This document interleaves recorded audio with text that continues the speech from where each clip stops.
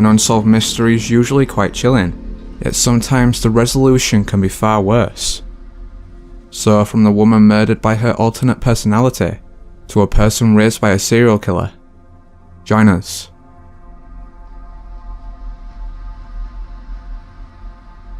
In 1986, 5-year-old Lisa Jensen was abandoned by her father, Gordon Jensen, at a trailer park in California. Fortunately, one of the local families found and adopted her, with the girl revealing that she'd been viciously abused. Because of this, the family contacted authorities, who were able to track Gordon down over the next 2 years. However, after he served 18 months for child abandonment, he skipped parole and vanished once more. Then 12 years later, in 2007, police arrested Lawrence Vanner for murdering and dismembering his wife, Yoo Soon Jin. For the next 8 years, he served a portion of his life sentence, before dying in 2010. Bizarrely though, fingerprints revealed he was Gordon, and that he wasn't really Lisa's father.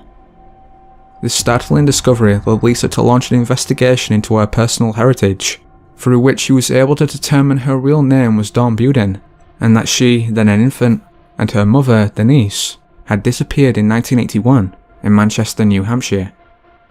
Eerily, this was close to Allenstown, a place that had been the site of the Bear Brook Unsolved Murders, in which 4 people were killed between 1977 and 1984, then left in metal drums near Bear Brook State Park.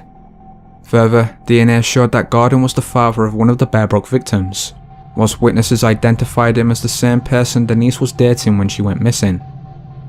To police, this confirmed that he was the so-called chameleon killer. At the time of the murders, he'd referred to himself as Bob Evans, though his real name was Terence Peter Ramson. Terence was a Navy dropout, and had abruptly left his wife and 4 kids in December 1974. After this, he drifted around various states, killing his various victims before changing his alias and starting the process again. Eventually, he'd met Denise, and after apparently abducting and killing her, he surprisingly let Dawn live. For the next 5 years, Terence had then raised the infant, changed both their names, and finally come to work at the trailer park. Still, why he chose to spare Dawn continues to remain a mystery.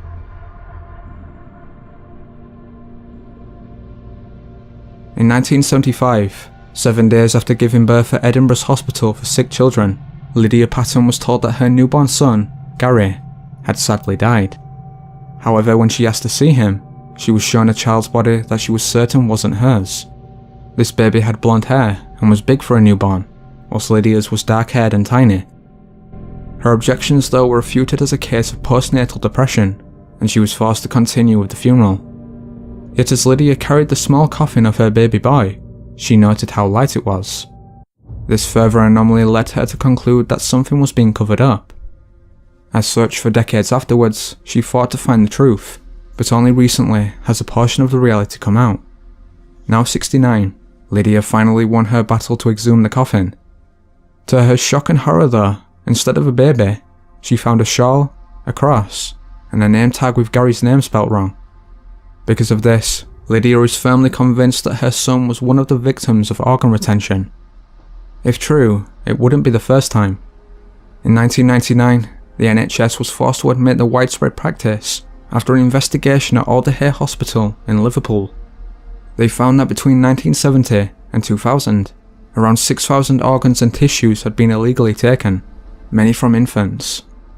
Meanwhile, others have contended that the practice could connect to the black market, whilst even more far-out ideas offer the notion that there is an element of cult activity involved.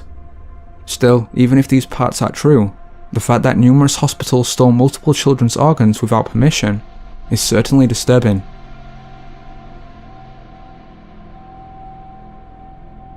On June 8, 1989, in the quiet Vancouver suburb of Richmond, the body of 44-year-old nurse, Cindy James, was found in the yard of an abandoned house.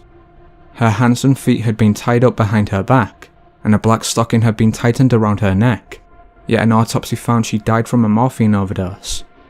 Even stranger, another coroner concluded that Cindy had died from an unknown event. This was a perplexing end to a perplexing case.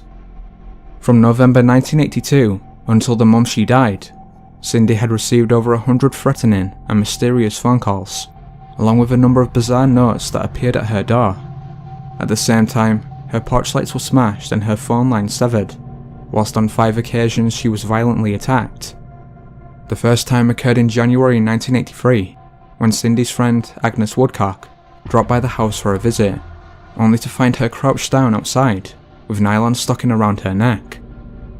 After this, Cindy moved to a new house, painted her car, and changed her name. She also hired private investigator Ozzy Caban. On January 30th, 1984, Ozzy heard strange sounds over a two-way radio he'd given Cindy and went to her house. Finding the door was locked, he looked through the window and saw her lying on the floor with a knife stabbed through her hand. Bizarrely, in hospital, Cindy recalled being attacked by one person, then in other interviews, by 2 or 3. Because of this, authorities became skeptical of her story, especially because she was reluctant to offer details on her alleged attackers. As such, Cindy told her father she would confront the perpetrator herself. However, on May 25, 1989, she disappeared. The same day, her car was found in a neighbour's parking lot, with blood discovered on the driver's side door. Then, 2 weeks later, Cindy's body was found. One prominent theory to explain her mysterious death is that she was harassed and eventually killed by herself, or at least another personality. Though it might seem ludicrous, it would explain much of the case. A brief recording, meanwhile, taken from one of the phone calls, sounds like a woman imitating a heavy male voice.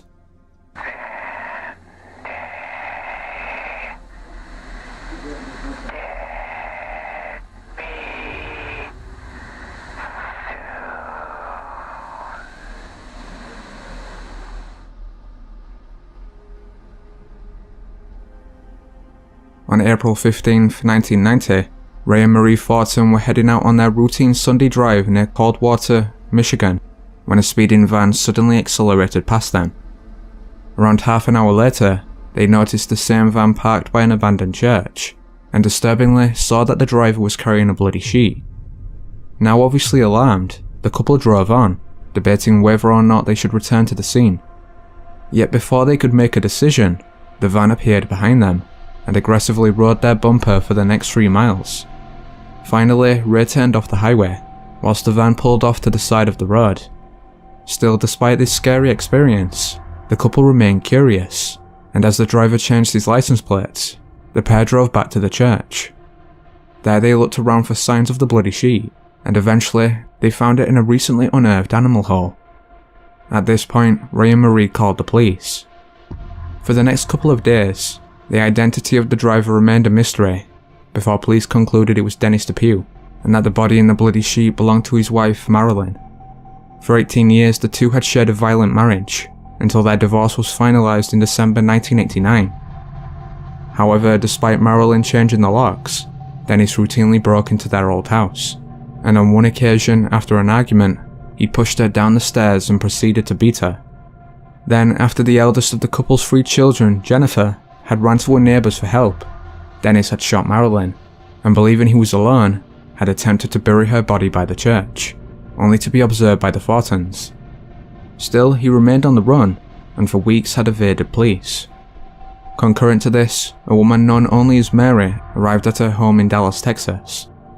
There she was met by her boyfriend, Hank, who told her he had to leave soon because his mother was sick, and asked her to make him some sandwiches for the trip. Mary then sat down to watch the popular 90s documentary series Unsolved Mysteries, and was shocked to see that Hank was actually Dennis. Immediately she called her friend, who in turn contacted authorities and gave them Dennis's license plate number. Sometime after, state troopers spotted the number and attempted to pull the van over. Dennis still refused to go without a fight, and led police across a 15-mile high-speed chase, until deputies eventually managed to shoot out his back tyres. Still, he wasn't finished, and fired 3 shots at officers, before finally, he turned the gun on himself. So that was 4 creepy mysteries with even more disturbing explanations. I hope you liked it. If you did, be sure to like and subscribe. Thanks for watching, until next time.